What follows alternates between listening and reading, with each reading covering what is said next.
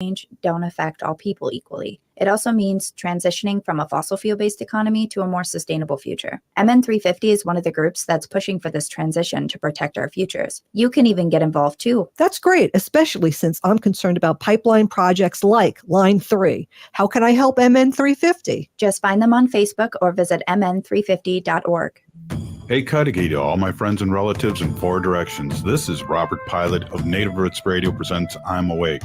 I'm here to ask you for your support. Finding honest Native-centered news is not easy, but with your support, we're able to provide accurate information about Standing Rock, Line 3, treaty violations, and COVID-19 in our Native communities. Please visit Native Roots Radio Network on Patreon and donate if you can. That's Native Roots Radio Network on Patreon. Pinigigi, and thank you for your support.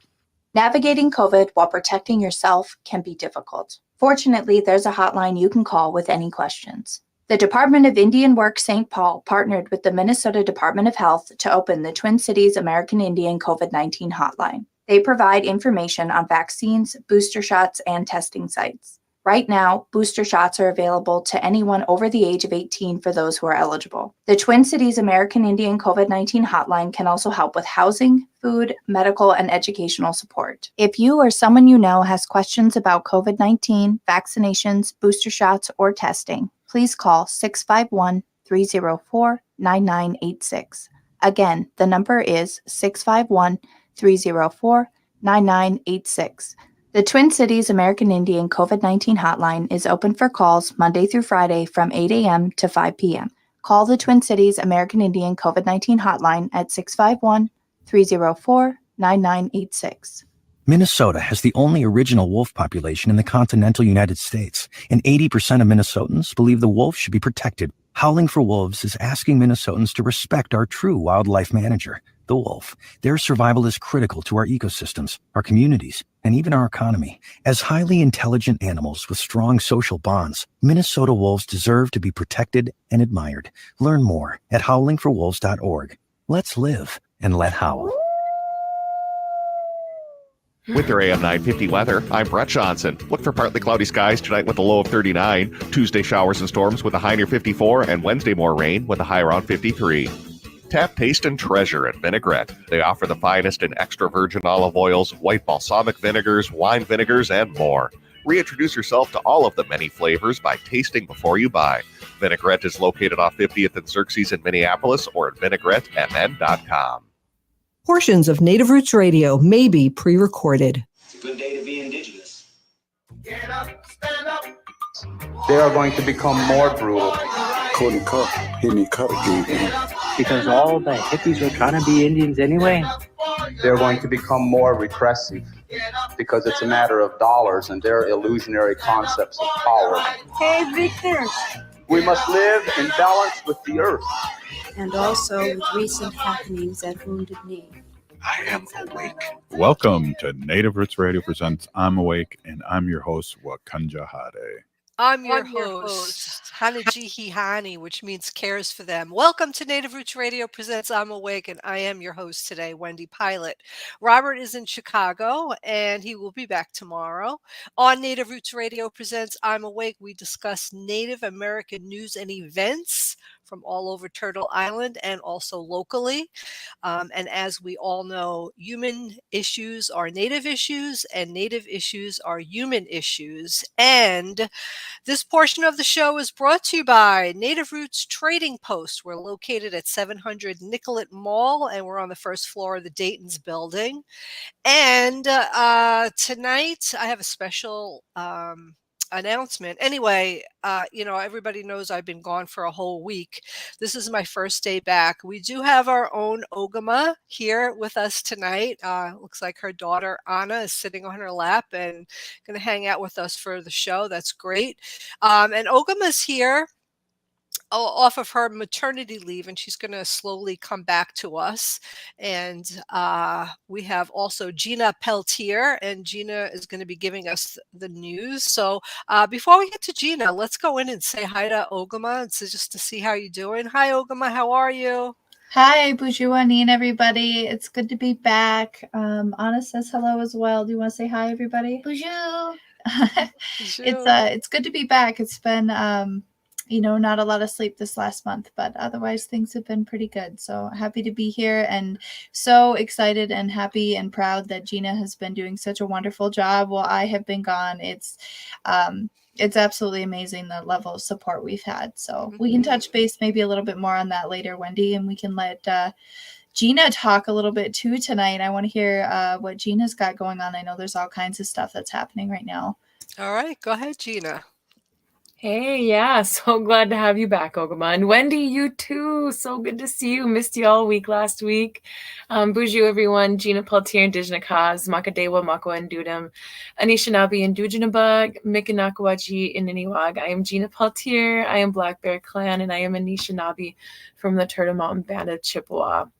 And starting off in a report from the Chicago Sun-Times, more Chicagoans, or people who live in Chicago, are identifying as Native American. From 13,337 people in 2010 to 34,543 people in 2020. Past generations hid their identity out of fear of assimilation policies and programs such as the deadly abuse of boarding schools. Now many are reconnecting their roots and learning the language and history.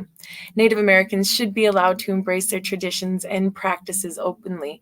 The American Indian and Religious Freedom Act of 1978 protects the rights of Native Americans to exercise their traditional religions by ensuring access to sites, use, and possession of sacred objects, and the freedom to worship through ceremonies and traditional rites. And even though we've seen that we are still being punished and arrested and persecuted for praying and performing our ceremonies, it is inspiring to see so many wanting to reconnect and take an active role in taking back who we are.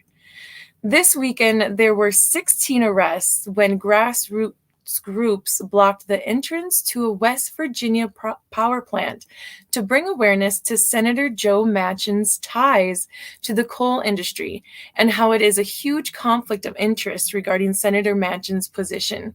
The West Virginia Democrat has a huge influence over energy policy as chairman of the Senate Energy and Natural Resources. Dozens rallied Saturday outside the front gate of the coal-fired Granttown power plant. Citizens are calling on Senator Manchin to abandon his support for fossil fuels, a dying industry, and support green energy legislation. Citizens also urged Senator Manchin to support a just transition, especially legislation to lift up families living in poverty who will be hit most during the transition to using better fuel alternatives. The demonstration also focused on Manchin's family business, which sells waste coal to the power plant about 90 miles south of Pittsburgh. West Virginia is the nation's second largest coal producer behind Wyoming. Manchin should not be in a decision-making position regarding our energy and natural resources if he's making money off of climate-damaging coal. His actions are hurting all of America and the rest of the world at this point, especially with the rapidly increasing global warming. And speaking of the rapidly increasing global warming, for the fourth week in a row, the continental United States will experience a multi-day severe weather outbreak, including a historic blizzard. The storm will affect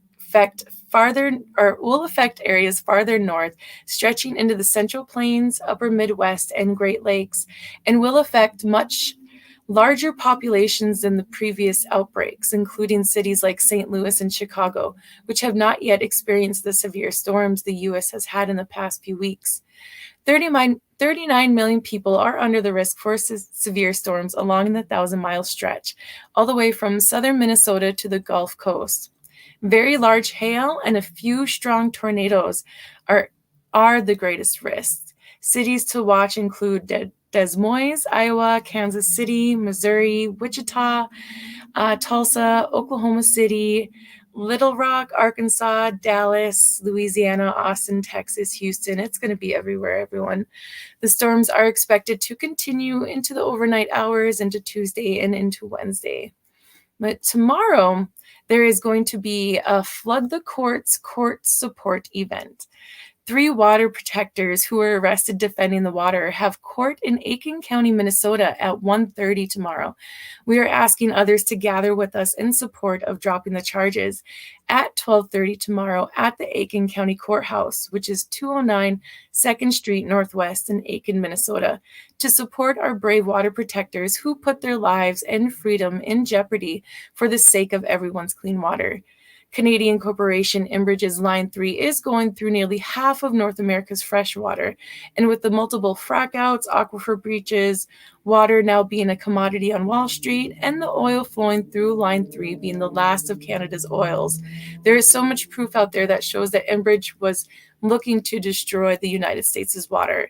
So bring your drop the charges signs, pizza will be served, and then we're hoping to all take space to join the water protectors in court.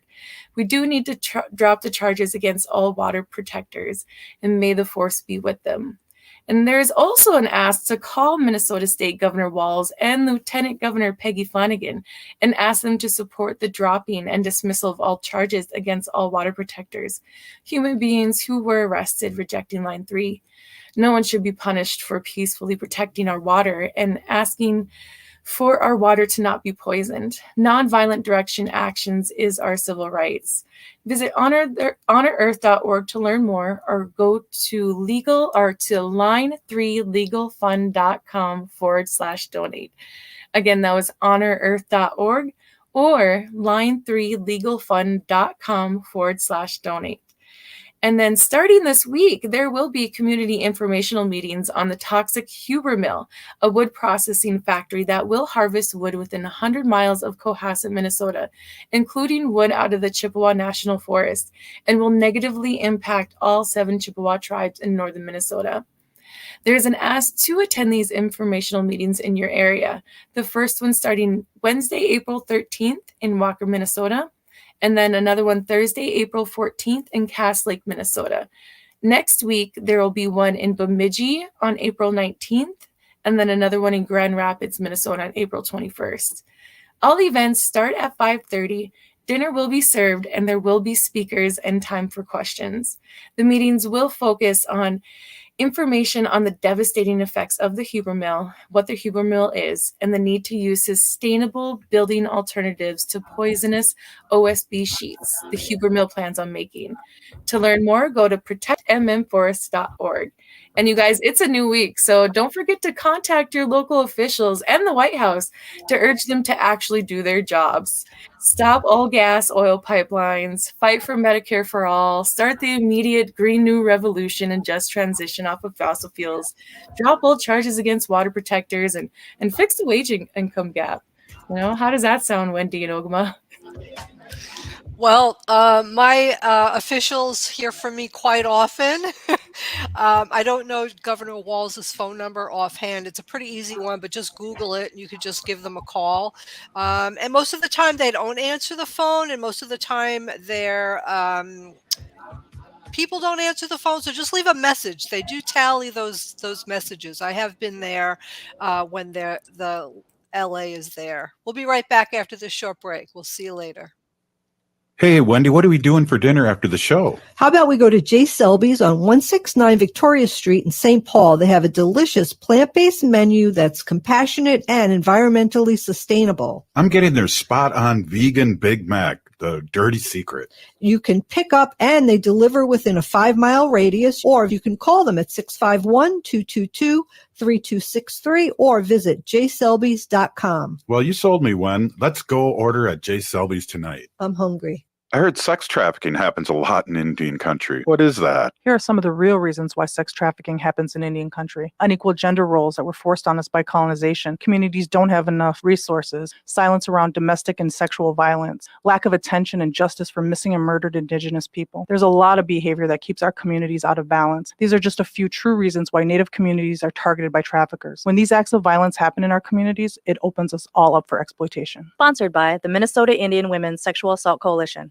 Hey, Ogimaa, I've been hearing a lot about this term, climate justice. What is that? Climate justice is recognizing that the negative impacts of climate change don't affect all people equally. It also means transitioning from a fossil fuel-based economy to a more sustainable future. MN350 is one of the groups that's pushing for this transition to protect our futures. You can even get involved too. That's great, especially since I'm concerned about pipeline projects like Line 3. How can I help MN350? Just find them on Facebook or visit mn350.org. Hi, I'm Anna and I'm 8 years old and I'm getting my COVID vaccine. If you're between 5 and 11 years old, you can get vaccinated too. Getting the jab might seem a little scary, but there is lots of good reasons to do it.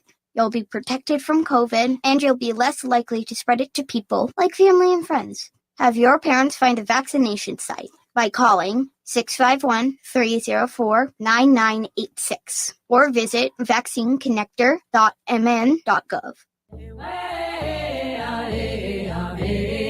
Hi, I'm Jane Fonda, and you're listening to Native Roots Radio. Hey, welcome back to Native Roots Radio presents I'm Awake. I am Wendy. There goes Robert's recording saying he's the host, but he's not the host tonight. I'm the host tonight. Robert is in Chicago, and I am with Gina, Peltier, and Ogimaa. And on Mondays, we normally have Dr. Anthony Stately, who is the CEO at the Minneapolis, what is he? The Native American Community Clinic in Minneapolis, but he is not able to be with us tonight.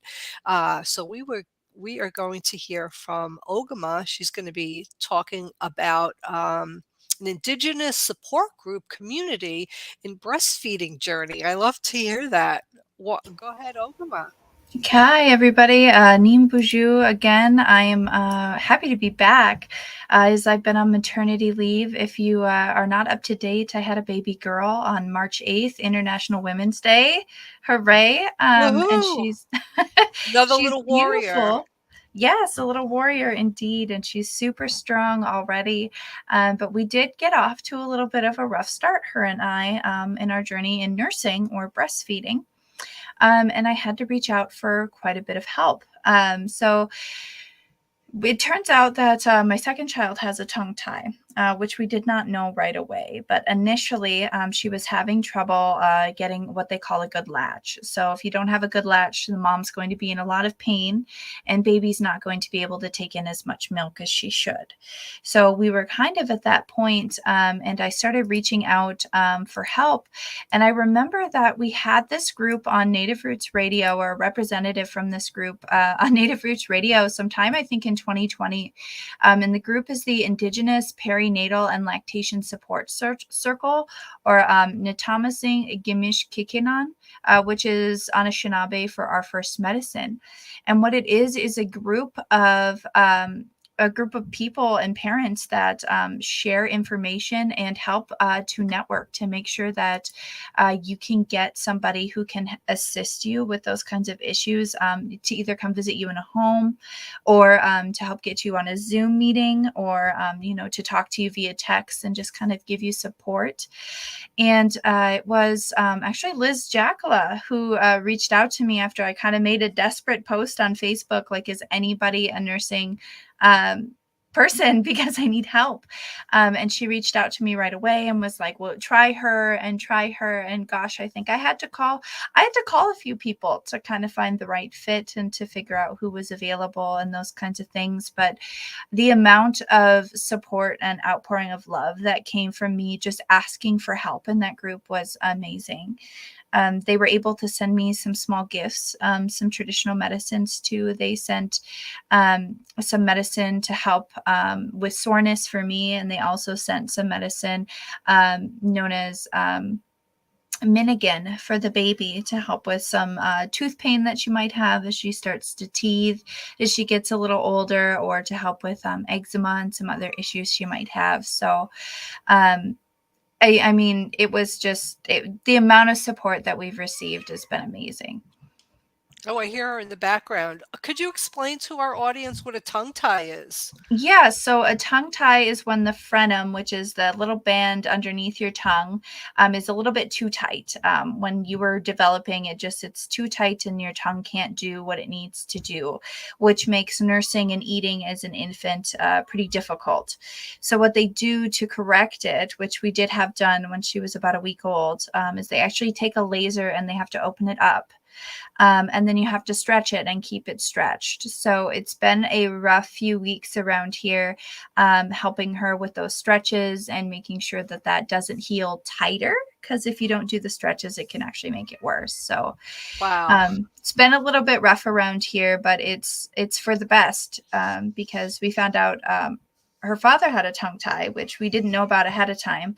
It's a type that's a little bit harder to detect.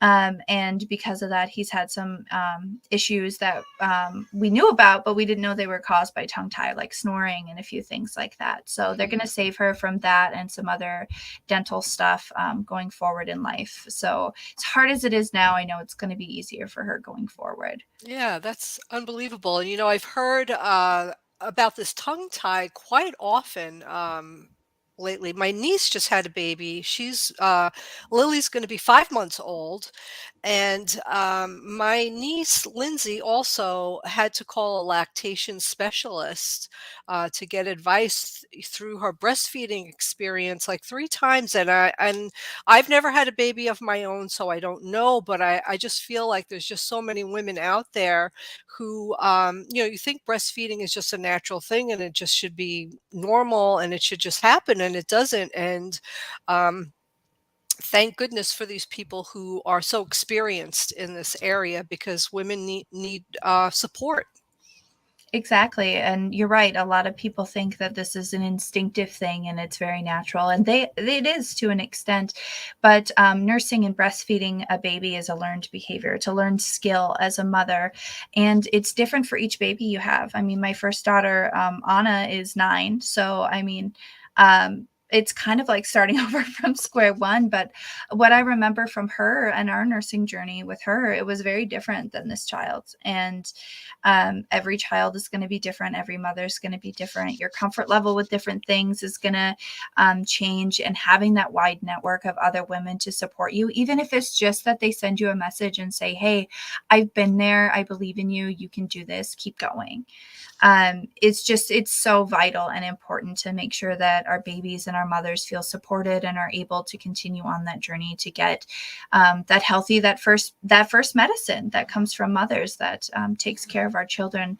And that's never been more important than it is now in the time of COVID-19 and other things that may come after COVID-19. Breastfeeding is a way to help give our babies those immunities. So if you're able to do that, it's a very healthy and wonderful thing you can do, but it's okay to need support is the other half of that. And I think that part sometimes gets forgotten. Yeah. And, there are women out there who, for whatever reason, can't breastfeed. And, by no means do we want you to feel bad or like a less of a mother or anything. There's millions of kids. I'm one of them who grew up on breast milk, and formula, where my mom just mixed it up and gave me a bottle, and I'm just fine. So I don't want women out there who can't, for whatever reason, breastfeed feel inadequate in any way. But yeah, all those things, Ogimaa, that you said is really unbelievable. I also just read an article, since my niece is breastfeeding, and I find it so incredible what the body can do. So if your baby's sick or has a cold or something's going on and you're breastfeeding your baby, the baby's saliva gets back up into the mother's breast. Okay. And the mother's body can detect what is going on in the baby's saliva, and what the body will do it will get your antibodies and all these great things that the body needs into the breast milk so that the baby can have this breast milk. And I just find that, like, our bodies are so astonishing that it can actually do something like that. And I just find it just unbelievable, really. Go ahead, Oh, Ogimaa. sorry Yeah. about that. No, that's I was okay. looking for my mute button. I'm a I little know. bit rusty over I'm here. I'm rusty like, over where's here the mute too. button? Yeah, and like you were saying, I mean, absolutely nothing against if you're not able to breastfeed, or maybe if it's just something you're just deeply uncomfortable with, or feel strongly that formula is the best way. Obviously, fed is best. Whatever way is best for you to feed your baby is the best thing that you can do. But it's important that we talk about these things, because I think there's a lot of women who feel really intimidated by the process. It's something they would want to do, but what do I do, and who's going to teach me, and how are those things? How does this work? And reaching out, making sure that you've got that community of support around you, even if you think you know what you're doing. Like I did, I thought it was going to be no big deal, and she was a week old, and I will tell you, ladies, I was crying, I was bawling, and calling people, going, "You need to help me." I thought I knew what I was doing, and I didn't. And I think that being open and honest with that level of vulnerability that you're at with a newborn and needing that help and finding that support is really good. So again, if you are in need of support, reach out. There are women around you who can help you. And I think when we open the doors for those conversations, that they happen more easily, even if it's not a specialist, even if it's your auntie or a cousin or somebody, find that support. Yeah, I think years and years ago also, people lived in the same house. So, while your sister was giving birth, like everybody was in there, you were in there when your family member was breastfeeding. It was really a more open type of experience for a lot of different women who experience their other people that they know giving birth, breastfeeding. And it wasn't such, I think women today are more just isolated, and we don't have a lot of people watching us do that. So younger women and younger generations really don't learn, like, what do you do, so I think that we need more people just being around and experiencing that. So whatever. But thank you, Ogimaa, for talking about that. It was really can you just tell us the name of the organization one more time? Yes, so the group that helped me is the Indigenous Perinatal and Lactation Support Circle, or Ntamazing Gimash Kikikinan. I think I'm saying that right. Gina, am I saying that right? Okay, thank you. Gina's nodding for me. My Ojibwe is a little bit rough too. So, but that group is available on Facebook and I believe other social media, and they can help you. Okay, great. When we come back, we're going to be talking to Ogimaa and Gina. I'm going to be talking about my COVID experience, just to let you know what happened to me and that I am feeling better. You could hear it, and I'm here. So we'll be right back. Stay with us. J&S Bean Factory is a native-owned, community-supported, cozy, artsy coffee shop which offers roasted on-site beans, live music, and baked goods. Relax in the beautiful outside patio. City Pages writes, voted top 10 coffee shops. Tucked into a quiet corner of St. Paul's Highland Park neighborhood, this coffee shop roasts beans on-site from the best coffee-growing countries in the world. Located at 1518 Randolph Avenue, St. Paul. The good stuff. Aho, relatives. My name is George McCauley, Omaha Nation. I'm a citizen of the Omaha Nation in Nebraska. As we head into wintertime, many of us will be back together indoors. It's important to make sure you receive your COVID booster shot. Older Americans are more at risk for complications for COVID-19. All 3 COVID vaccine boosters have been approved. Find a vaccine site by calling 651-304-9986 or go to vaccineconnector.mn.gov. Life is a journey, and the Doherty Family College will help you get where you want to go. Located downtown Minneapolis, this affordable 2-year college provides free textbooks, a laptop, meals, career coaches, one-on-one mentorship, and a Metro Transit pass, making DFC the perfect pathway to a bachelor's degree. Turn your dreams into reality. Connect with a counselor today at dfc.stthomas.edu. Navigating COVID while protecting yourself can be difficult. Fortunately, there's a hotline you can call with any questions. The Department of Indian Work St. Paul partnered with the Minnesota Department of Health to open the Twin Cities American Indian COVID-19 hotline. They provide information on vaccines, booster shots, and testing sites. Right now, booster shots are available to anyone over the age of 18 for those who are eligible. The Twin Cities American Indian COVID-19 hotline can also help with housing, food, medical, and educational support. If you or someone you know has questions about COVID-19, vaccinations, booster shots, or testing, please call 651-304-9986. Again, the number is 651-304-9986. The Twin Cities American Indian COVID-19 hotline is open for calls Monday through Friday from 8 a.m. to 5 p.m. Call the Twin Cities American Indian COVID-19 hotline at 651-304-9986. Hello, Minneapolis. Make sense, make progress, make a date, make an appointment with me. Weeknights from 10 to midnight here on AM 950. Here's pet trendologist Charlotte Reed and Dr. Michael Fleck with what's coming up this weekend on the Pet Buzz. We're going to talk all about the French Bulldog, including why they're so popular, their health care, and the expense. We're going to talk about extreme breeding of the Frenchie and how humans are driving the need for rare or unusual dogs. Enhancing the bond between pets and their people. We're the Pet Buzz. Listen to the Pet Buzz every Sunday at 11 on AM 950, the progressive voice of Minnesota. Would you let animals pick your insurance? Do you really need to experience mayhem to get the best rates? Or how about a celebrity quarterback or fake university saving you money? There's a lot of marketing stunts when it comes to insurance, but what you really need is someone looking out for you. Call Array Insurance, and they will work hard to find you the best insurance coverage and rates. So avoid gimmicks and call Cheryl at Array, 763-504-3067, or arrayinsurance.com. Array Insurance, working hard for you. With your AM 950 weather, I'm Brett Johnson. Look for partly cloudy skies tonight with a low of 39. Tuesday, showers and storms with a high near 54. And Wednesday, more rain with a high around 53.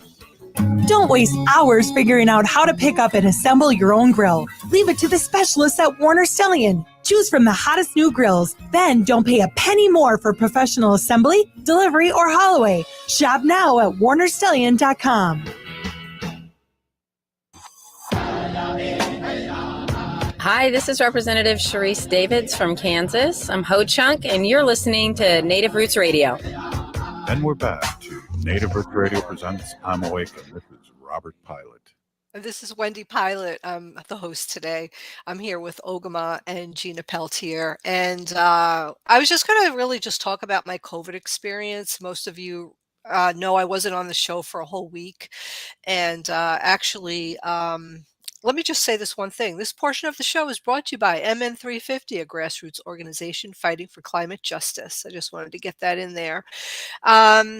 So I mean, obviously I'm feeling better, right? So I'm really grateful that I'm fully vaccinated and boosted, because I really was only sick for 4 days.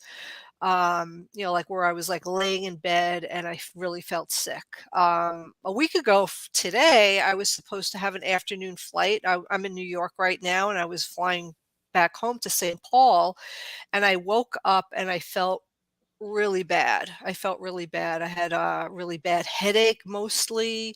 I had sore throat, aches and pains, a congestion, and I just took a rapid test and it was positive, and I was in shock. I really was. I was so surprised. I wasn't expecting it.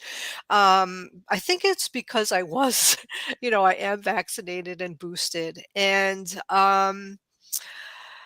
a few days before that, I was feeling a little off, and it was so weird because a friend of mine came over, and my niece and the baby were coming over, and I said, you know what? I'm going to have to cancel because I just don't feel right. And I'm so thankful that I did cancel with them, because I was positive and I was probably really contagious then. So I'm really glad that I was able to do that. So if there's anybody out there just feeling a little off and you have plans with people, just really cancel it until you're feeling better, because you just don't really know. So I took my test and I was positive, and I just couldn't believe it. I called Robert right away, and I was like, I can't come home. I have COVID.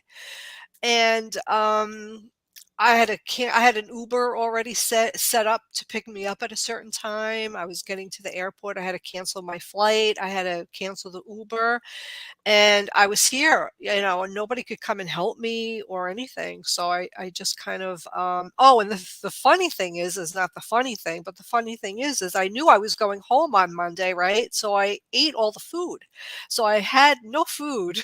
I had no food in my place here, in the place we have here. And so good thing, there's grocery deliveries. So I made a list of everything. I was half like delirious. And I really feel like I also have COVID brain. I'm feeling that right now in the last few days. But I did have COVID brain really bad. And I was ordering the food and I made a lot of mistakes. Like I'm really very meticulous about things like what size yogurts I like, or a bag of carrots. I ordered a bag of carrots. I thought I was getting a small little bag of carrots, to dunk in hummus and to eat that. And instead of getting the small bag that has like 10 carrots in it, I ordered a 5-pound bag of carrots. Like, what am I going to do with all these carrots? And the other thing is the yogurts. I was like, okay, let me just order like 3 yogurts. I could just have 3 yogurts. There's 2 in the fridge. That's 5. That's great. I ordered 3 giant tubs of yogurts. I didn't order the small ones. Like, that's like, and I got all this in the thing. I was like, did I order this? Did I order this? And I looked, and yeah, I did. So just the other day, I was like, all right, well, I made carrot soup. So I made carrot soup. Um, but then I didn't have a blender here to blend it, so I had to get a blender. But anyway, so I'm eating carrot soup and I froze some, and then this way I don't have to throw a bag of poor carrots away. But I really am feeling so much better, and I really feel that I would have been sick for many, many more days because I know people who have gotten COVID who have been vaccinated and not boosted, and they got COVID and they're sick. They're like laying in bed for 10 days. That did not happen to me. 4 days, I was pretty, out of it. But I was able to watch a movie. I was able to, fix myself something like a microwavable meal. And I was able to do that for myself. I don't think I would have been able to really help myself if I wasn't vaccinated and boosted. Robert just got his second booster, so that's great. And I will be getting my second booster as soon as I'm able. Um, I feel like now that I have had COVID that I have like extra antibodies, so I'm probably protected. But this new variant, this BA.2, uh, in New York right now, it's spiking. Like it's really, really high. And I saw the numbers. I just saw the numbers on the news in Minnesota. It's going up, and elsewhere in the country, it is going up. And it's a lot. You could catch this variant a lot quicker than even the Omicron variant. So, as I always say, if you're not vaccinated and boosted, please consider it. It is your best advance, your best. See, I can't think of my words. Your best defense against getting serious illness and in the hospitals. And the numbers right now in the hospitals are really still showing, here's the group of people in the hospital, vaccinated and not vaccinated. Here's the group of people who are on oxygen. Here are the people in the ICU. And all of those people are not vaccinated. And the people who are having mild illnesses are the people who are vaccinated and boosted. So we really do encourage it. I know people who still will not get vaccinated. The other thing I wanted to talk about really quickly is that there's a lot of people still, like, I could not, even though I felt okay, knowing that I have COVID and I'm infectious, I could not get on a plane and go home, even though I wanted to. Like, I could not do that. And there are a lot of people out there who don't care. They're just like getting on the planes A friend of mine just told me about someone else who just did this. They tested positive. They felt like they had a cold. It wasn't so bad. Even though they're infectious and they have COVID, they still want to get where they want to go, and they're getting on the plane. And I just, as a human being, I just can't even fathom the thought of doing something like that. Like I couldn't, I don't know. I would feel guilty. I wouldn't be able to live with myself. I just know that there are so many people out there who are vulnerable and who really could get sick really bad from this. People who are immunocompromised and, the younger kids who can't get vaccinated yet. So I don't know. If you're doing that, you're getting on the plane, just stop. That's ridiculous. Stay home, do your civic duty, and just try to protect other people. Try putting a little humanity in your soul. I don't know. I think people who do that are just really selfish. But what am I saying about that? I mean, I just do. I think that they're really selfish. Ogimaa, did you want to say something? Go ahead. Yeah. So my family had to do a little bit of traveling into North Dakota this week. There was a death on my husband's side of the family. So on the way, I managed to catch Fox News on the television at a gas station when we were taking a break. And anybody who knows me knows I won't be in a room with Fox News, but where we were at and what was happening, I couldn't change the channel. And it was crazy, some of the things they were talking about. But one of the things that struck me was they were so frustrated that Biden is supposedly blocking access to these critical treatments for COVID, and talking about, why aren't we focusing on treatment, and thinking that there wasn't enough funding being put into treating these diseases. And I kind of was thinking the whole time going, that's because you should be getting vaccinated and boosted to prevent, because prevention is the best medicine. But I mean, the mentality of some people is that, well, if I have a disease, there should be a treatment for it. Mm-hmm. But I'm just not understanding that logic. We have plenty of other diseases that we don't yet have really effective treatments for, mm-hmm. or the treatment is sometimes worse than the disease, when we talk about cancers and things like that. So, I mean, it just baffles me the same way that it does for you, Wendy. How selfish can you be to say, oh, I have the right to get this disease and to possibly infect other people with this disease. And I don't care. I'm getting on the plane no matter what. It's really bad. There were over 1,000 people in Los Angeles today, anti-vaxxers, and they were people who were protesting COVID vaccine mandates. That's what they were doing. They were protesting. So yeah, I don't get it. I'll never understand it. I just I know a lot of people who also, I don't know them personally. I hear this from other people, that they know people who have bought vaccination cards, like bought them on the internet, like fake vaccination cards. A lot of times if you go see a concert or whatever, I could not be friends with anybody like that. Fundamentally, we would not even have the same wavelength, or I mean, I couldn't. I mean, that would be the end of the line. But yeah, I don't know. I mean, I do know people who won't get vaccinated. I do see them. I have to see them. They're family members. I have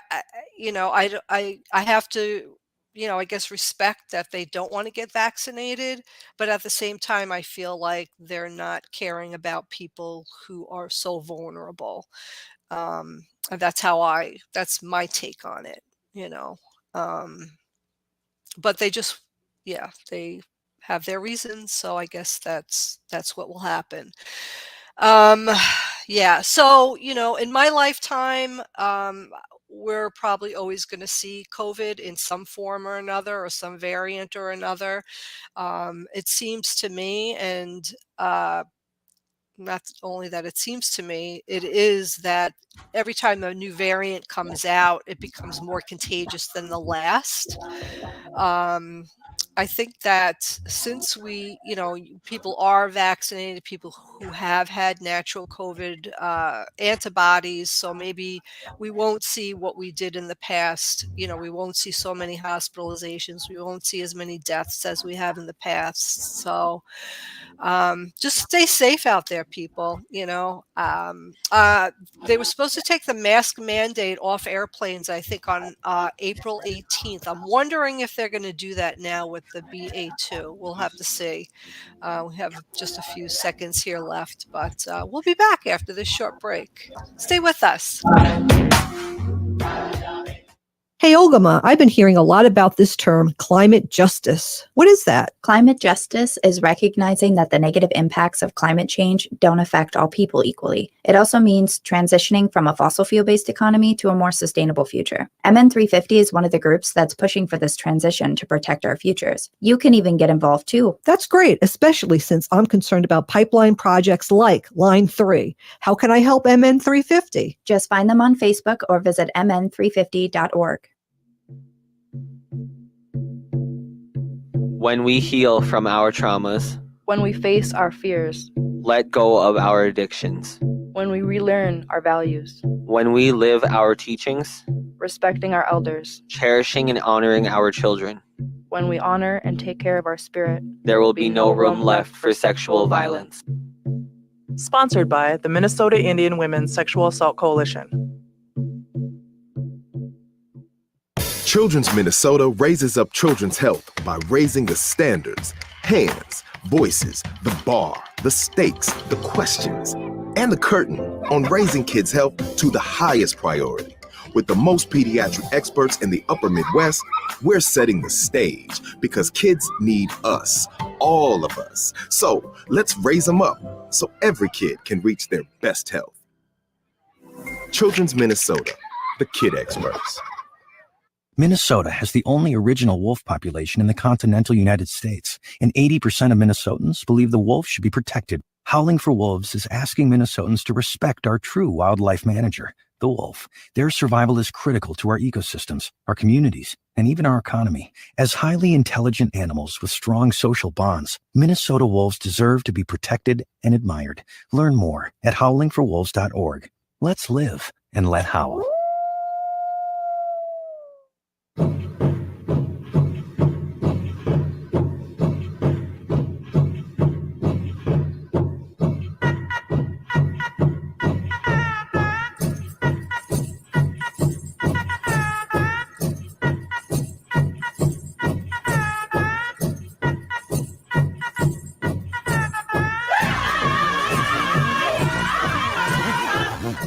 Welcome back to Native Roots Radio Presents I'm Awake, and this is Robert Pilot. This is Wendy Pilot. This portion of the show is brought to you by Howling for Wolves, protecting wolves for future generations. Howl! All right. That was the best howl. You know why? Because it's all females.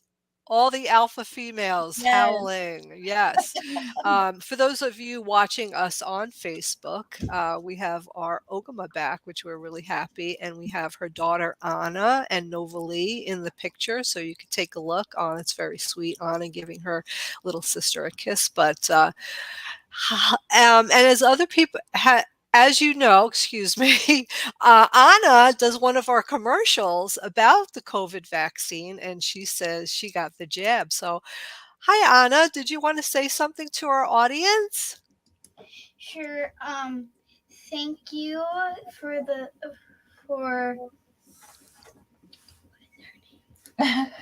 She would like to thank Alice and Mary for the lovely gifts that they sent her. They sent her some big sister gifts. Oh. And she's really, really happy and excited with them.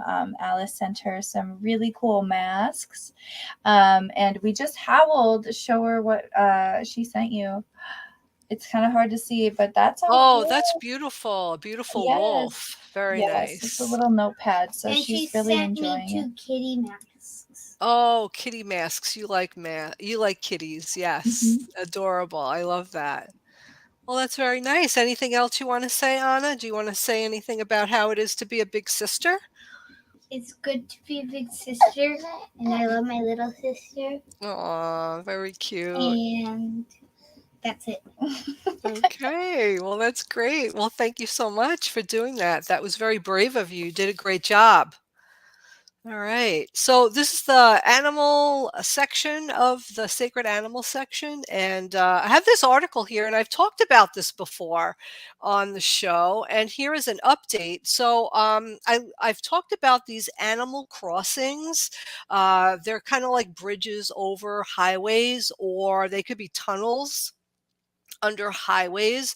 And what they do is they really bridge the gap between each side of the highway where animals can cross without getting killed. And not only is this for the animals, it saves thousands and thousands of millions of dollars every year on just vehicle collisions and body work, and also hospitalizations for people.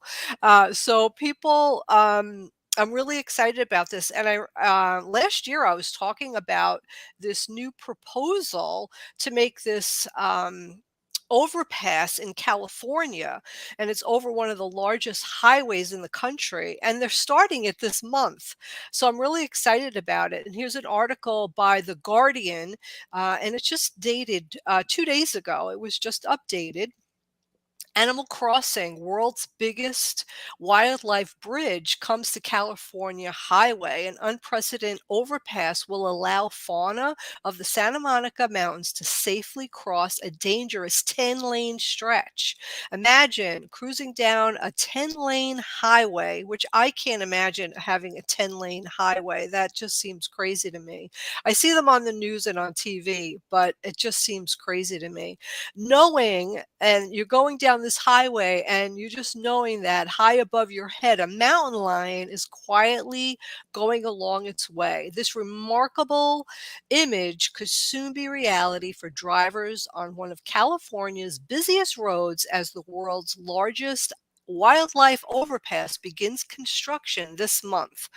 The history-making project will comprise of a green bridge built across the 101 highway near Los Angeles, creating a corridor between two parts of the Santa Monica Mountains, stretching 210 feet long and 165 feet wide. The overpass will allow safe passage for lizards, snakes, toads, and mountain lions, with an acre of local plants on either side and vegetated sound walls to dampen light and noise for nocturnal animals as they slip across. I sent Ogimaa a picture. I don't know if you could I think it was an overview of what this project will look like. The project, nearly a decade in the making, comes at a crucial time. Excuse me, I have, there we go. Highways in this car-heavy landscape crisscross critical habitat for the protected mountain lions and other animals, forcing them to make what can be a deadly crossing. At least 25 of the big cats have been killed on Los Angeles freeways since 2002. Yeah, what Ogimaa just put up is all the different animals that this crossing will help, not only mountain lions, but bobcats, golden eagles. Oh, they don't have to walk across. They could just fly. But I guess a lot of them do go on the roads and do get killed. Rabbits, mountain lions, all kinds of different mule deer. And it's really crazy. At least 25 of the big cats have been killed on Los Angeles freeways since 2002. The latest death was just weeks ago on March 23rd, when a young lion was struck and killed on the Pacific Coast Highway. Beth Pratt, a conservation leader in the National Wildlife Federation, feels as if she is running the last mile of a marathon. Pat has spent most of the last decade planning the project, persuading transportation officials of this importance, and bringing together stakeholders and donors to fund it. She said, quote, "I'm a little dizzy still, but I feel relieved. We have the chance to give these mountain lions a shot at a future." The groundbreaking ceremony to mark the start of the construction for the 90 million crossing called the Wallace-Annenberg Wildlife Crossing will take place on Earth Day, April 22nd. Construction will most likely happen at night, and the project isn't expected to be completed until early 2025. The bridge's price tag will be covered by about 60% private donations and the rest coming from public funds set aside for conservation purposes. California's Governor Gavin Newsom has called the project an inspiring example of public-private partnership. The project is breaking the mold in many ways. Not only is it the largest crossing in the world, stretching over 10 lanes of one of the busiest roadways in the country, but is also an engineering marvel. The crossing is designed to seamlessly integrate into the mountains, offering big cats, coyotes, deer, lizards, snakes, and other creatures a safe way to travel to different parts of the open territory in the Santa Monica Mountains Recreation Area, 150,000 acre space. Robert Rock, a landscape architect with Living Futures in Chicago, who led the design, says this nature-centered type of construction makes it unusual among other wildlife bridges and underpasses around the world, which are typically made of cement and steel. This one is designed to seamlessly glide into the environment on both sides and send a message to people driving below. His team includes a soil scientist who collected samples nearby that are specific to the local trees, who is studying the fungi of the area and how they can help the seamless flow of plants and animals across the overpass. So I'm really excited that this is finally happening. I talked about it last year, and the animals will be saved, people's lives will be saved, and thousands of cars will not end up in the body shop because of this. So we're really excited. As the project starts, I will definitely bring updates as I find it, and I'll bring some updates, and then maybe even tomorrow what I'll do is I'll talk about in the end of the article. We're running out of time right now, but at the end of the article, it really tells you like how many animals, people, and cars can be saved over a certain amount of time, and that this bridge, even though it's like a crazy amount of money, will actually pay for itself. In a decade, it'll all be paid for. So you've been listening to Native Roots Radio presents I'm Awake. Robert will be back tomorrow, and free Leonard Peltier, stop line 3, and please get vaccinated. We'll be back tomorrow. You're listening to AM 950, the progressive voice of Minnesota. Recent times have shown how much our local AM 950 advertisers mean to us and how we all depend on them as a part of